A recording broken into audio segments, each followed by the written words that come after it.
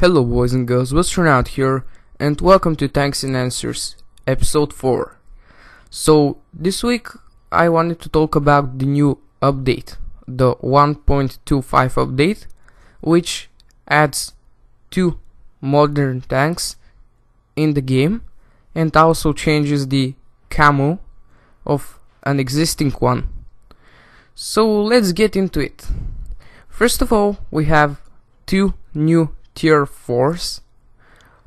For the NATO, we have the Merkava MK2, which you can see a game at the moment.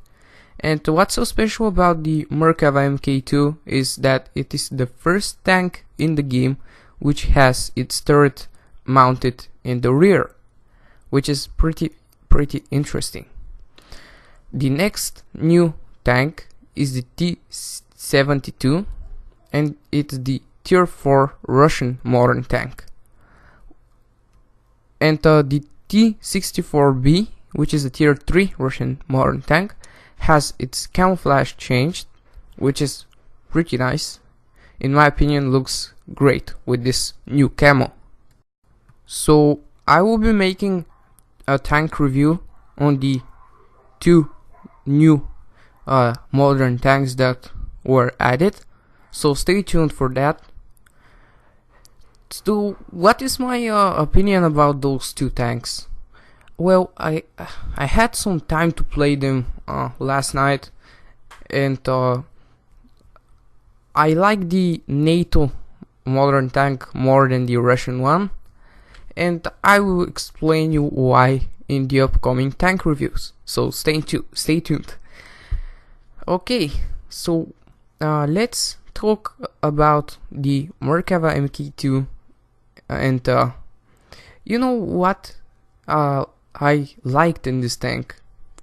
Well, first and foremost, it has a very bouncy turret. It happened to me a lot that I bounce shots when they hit my turret when I'm hull down in this tank. And even though I penetrated this one and finished him off, I still think that the turret of this tank is pretty good. So the turret, which is mounted in the rear of the tank, it's pretty interesting how that's made. You know, it's the first tank at the moment which has its turret mounted in the rear, and that's interesting. We have tanks which turret are mounted in the middle of the tank, and we have tanks that their turret is mounted at the front part of the tank. So the mouse, you know, the mighty mouse, which will be added soon into the game, also has its turret mounted in the rear, but at the moment the new tier 4 NATO tank is the only one. So next up we have the new camouflage on the T-64B, which we can see a battle right now. And I personally like this new camouflage. It is pretty cool, and at the moment there are 3 tanks in the game which have camouflage on, and they are the Tiger 2, the AMX-30B, and the T-64B. So that's pretty nice. I'm looking forward in the future when they add camouflage system where we can actually choose a camouflage for our tank and buy it and use it. So this will be pretty interesting feature when they add it into the future, because you know that's not something which is necessary. It's something that it makes your tank look better, and you know it adds a little bit of variety and customization into the game, but it's not necessary for the gameplay. So if they are adding it, they will probably add it later. So there we go, and now we can talk a little bit for the new Russian tank, the T-72, which I played as well last night. And you know, I like the tank, but I like the NATO tank more. And as I told you before, I will I will tell you everything about those two tanks in the upcoming tank reviews. So I wanted to talk about something else this week as well, and if you are noticing, I'm not using consumables in those battles on my tanks, and if I'm using consumables, they will be only HE shells and armor plating level 1, because I feel they are the cheapest ones and the most effective therefore. Because you know, the HE shells cost only 2,900 credits for the modern tanks, which are tier 4, and they give you 10% more damage for your shots, which is pretty nice advantage to have when you are dealing 300 damage. You know, that's 30 damage bonus. From 3 shots you will get 90 damage bonus, which is pretty good in my opinion for 2,900 credits. And the other consumable that I might be using is the armor plating level 1, which gives you 10% bonus hit points, which is pretty neat as well, because at the stage of the game where the shell ballistics are not fully developed, you count on your hit points to take the hits for you. You can't count on your armor, just because there is not such a value in the game at this point. And that's why I'm using the armor plating as well.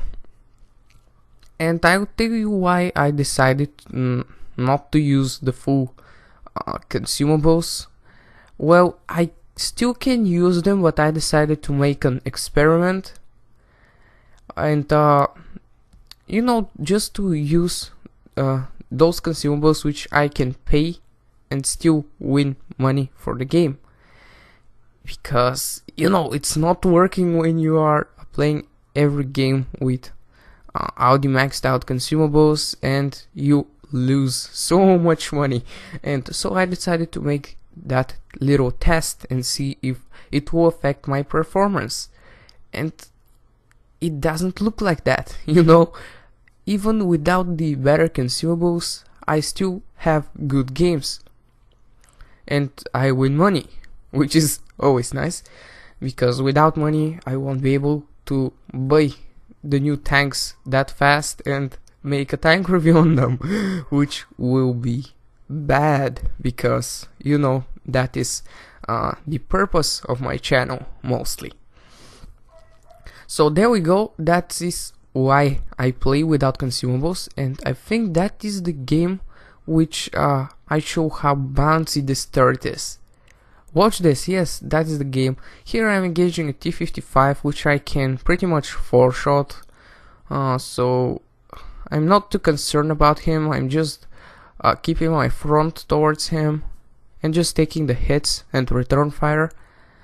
So he should die right now. There we go, I take him out, and right now this AMX-30B, I can't see him for sure, but anyways, here this enemy Merkava MK2 will engage me, and there we go, first bounce, just count them. I'm hood down behind this ridge here, behind this little hill, and right now he can shoot at my turret only, so one bounce, just count them. I'm moving, there we go, second bounce. I'm moving backwards and forwards so he can miss hopefully his shot, but he didn't miss, and I'm pretty low on HP. Third bounce, this can be just luck. The turret armor of this thing holds up, really. You know, it has some tricky angles where which can save your life when you're hood down.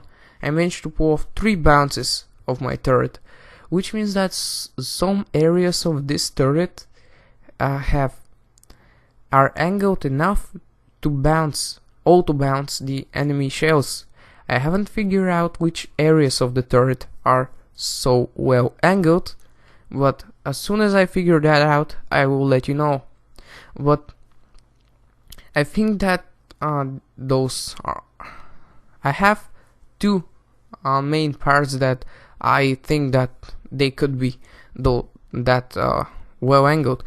First, I think that might be the top of your turret, you know, because when you look at this tank from the front, the angling of the turret, as you can see here, is very good. And I think he was hitting me at the top of my turret, and the angle was pretty nice, so his shots were bouncing. The second thing, the second part I think it can be that bouncy in this turret are the cheeks, you know, the little cheeks on the sides of this turret, because it happened to me when I was playing with the T-72, I think, last night.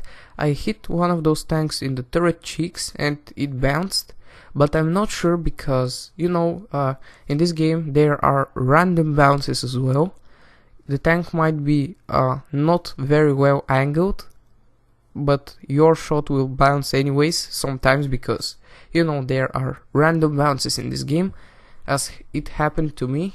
The next game, which I'll show you with the T-72, I bounced a shot of the rear armor of a Merkava, so you will see this in the next game.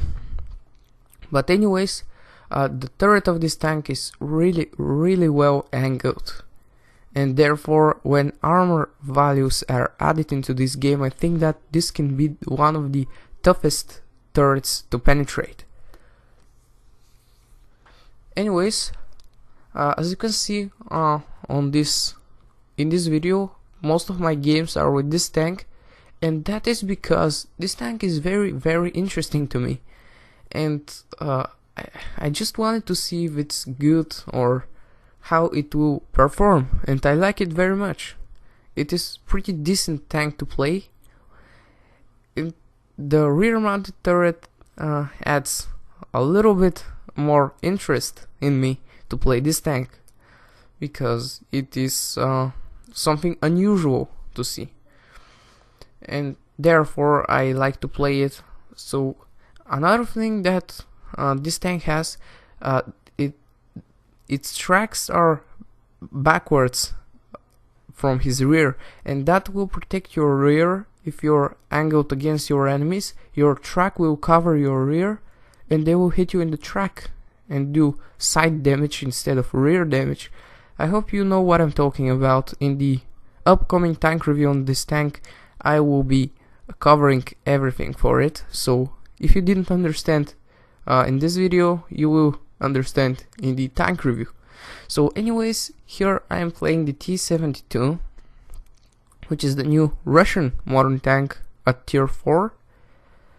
And you know, I like this tank, it's pretty good, but it has a lower rate of fire than the NATO modern tank, which at some points this doesn't allow you to put another round at your enemy. And I played a few games last night with the T-72, and I really feel the rate of fire lack, because, you know, it's not that bad. It has 9 rounds per minute rate of fire, and the Merkava MK2 has 10 rounds per minute rate of fire. But it just happened to me so that because of the rate of fire, I couldn't take some opportunities with this tank that I could take with the other tank if I was in the same situation.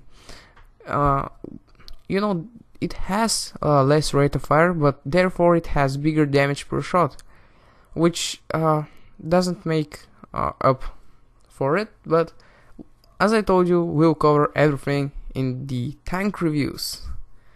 You know, that's what they are for.